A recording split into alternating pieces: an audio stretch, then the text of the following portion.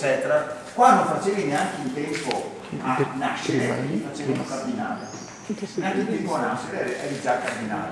Io ho già spiegato in classe che, attenzione, il titolo di cardinale, di vescovo, di patriarca non era legato all'essere sacerdote. Chi fa non era sacerdote.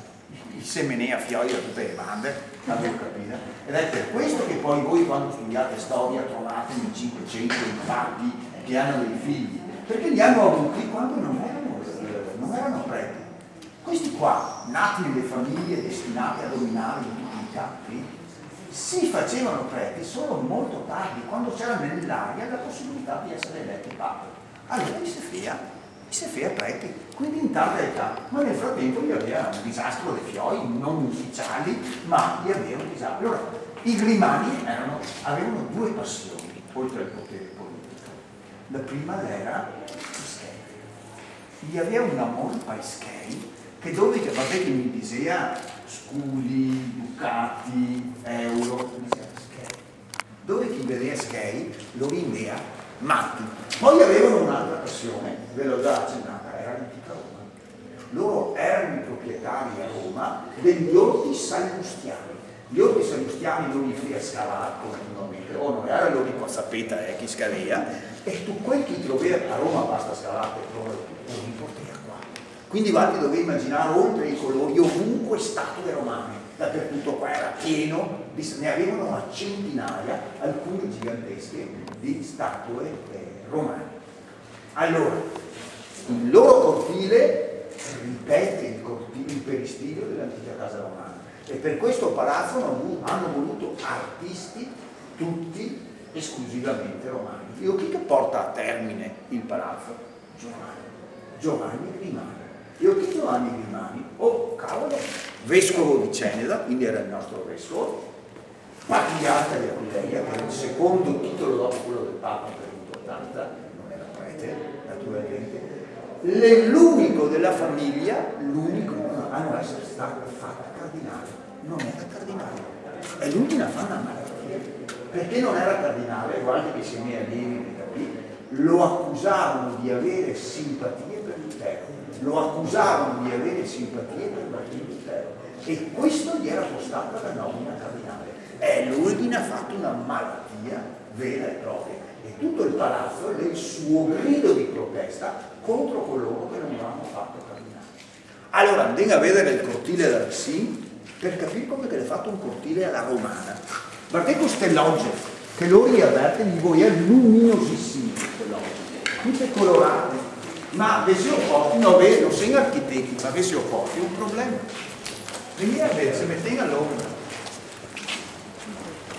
Vedevo che qua il gatto ieri stava, però se vendeste il pozzo fiori, perché la famiglia si è estinto nell'800, gli vendesse fuori tutto, qua chi era Leonardo, qua chi era Raffaello, qua chi era Michelangelo, tutto, gli vendesse fuori. Allora, professore, posso una domanda? Ma quel gancio là sul tetto? Era un lampadario? Sì, per le gare. Allora vedevo, a proposito del pozzo, che tutto il palazzo è scola verso il cortile, perché dopo era i gattoi e il pozzo centrale, che come hanno venduto tutte le collezioni una volta estinta la famiglia, hanno venduto anche il pozzo che era tutto scolpito. Qua il disastro è arrivato con gli Olivetti. Quando l'Olivetti ha comprato nel 1961 la Tenista Persper, lo ha andato a rovina più totale.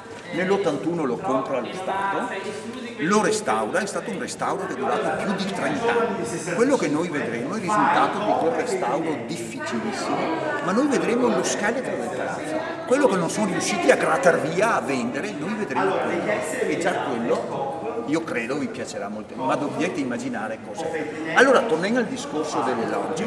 Loro volevano delle grandi logge per le loro statue. Immaginatele tutte colorate, immaginate questo rosa che spara di un rosa intenso, tutto ricoperto d'oro. Dovete immaginare il soffitto a cassettoni rossi e ornati d'oro. Ma vi si ho chiesto una roba, come fai 4 colonne soltanto a tenere su sto peso? Ci sono i travi portanti in mezzo? No, guarda che il sole ha un peso enorme se tu lo tenere su, allora sotto viene i pali che tieni su tutto. Come fai? No, guarda. è un trucco. Allora, il primo trucco è il vedere sulle architravi. Gireve che il vedete. Vedevo che le architravi le spezzate in conci, in segmenti. Vedevo l'architrave. Non è un pezzo unico, l'architrave l'hai già tutta spezzata. È la stessa roba che dopo vedere in Palazzo Preamato. Ma questo è il primo palazzo che adotta questo espediente. L'architrave spezzata, e per il taglio dei conci, vedevo che le obliquo, impedisce al peso soprastante di spezzare l'architrave. L'architrave divide in conci, è il primo palazzo che adotta questo espediente. Dopo gliene un altro nascosto, perché questo non basta a reggere tutto il peso. Allora, mimetizzata dentro la muratura, tra colonna e colonna, viene un arco a sesto ribassato, che parte da qua e finisce là. L'arco a sesto ribassato devia le spinte e i pesi e li scarica sulle colonne. E per quello che sta su tutto, se no croierebbe tutto. Quindi questo è un espediente tecnico che dopo venirà copiato dagli altri palazzi veneziani, dagli altri palazzi in Italia e in Europa. Ma questo è il primo palazzo che lo adotta. E dopo vedevo i capitelli, quelli etruscanici, cioè quelli degli etruschi, ma fa un'eccezione l'ingresso da terra. Questi qua, guardate, questi sono i capitelli ionici. Il capitello ionico del greco finge di essere un papiro arrotolato, ma Fioi aveva guardato, è tutto un ricamo. Guardate che roba, è un ricamo. Ma come mai diversi? Perché Fioi sti qua gli antichi. Lui aveva trovato i migliori sallustiani a Roma nelle loro proprietà, che aveva preso questi capitelli da chi meravigliosi e li ha portati subito a Venezia. Ma stai attenti, gli ne ha trovati 3 e lui aveva bisogno di 4. Uno è falso. Guardate che se i miei allievi disegno questo è il falso. Guarda la secciona della classe, vedevo che l'ho subito individuato. Brava Giuliana, bravissima. Questo è il falso. Perché Però, non hai ricami interni. esatto, però stai attenti, questo è un falso del 500. Però voi altri l'avete individuato in un colpo d'occhio. Non dovete credere che nel 500 fosse facile individuarlo. Perché il copista, il falsario, Giamenio Cusì, era dentro nello stesso clima culturale in cui era immerso più che Vertea ai capitelli. Per cui è che per quasi compagno, doveva stare molto attento per vedere le differenze. Non altri ne basta un colpo d'occhio, perché aveva una distanza storica, non sono di parte della cultura. Quindi non altri vedevano le differenze e non le somiglianze. Al tempo, quando quel falso è stato fatto, vedevano le somiglianze e non le differenze. Guardate che uno dei trucchi per individuare un quadro falso è proprio questo. Bisogna che ti sia distante nel tempo e allora tu vedi ciò che non va.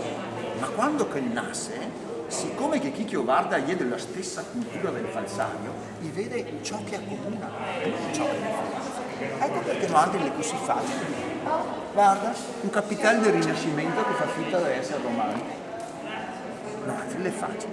Vi mostro la loggia dipinta, con cesti di stucco meraviglioso per dimostrarvi che Caravaggio, il famoso cesto di punta, non ha inventato niente. Guarda, copiati. Guarda che vi fai domande, eh? Occhio Davide, che fai domande. A settembre. Quando? Ricompreso. No, sul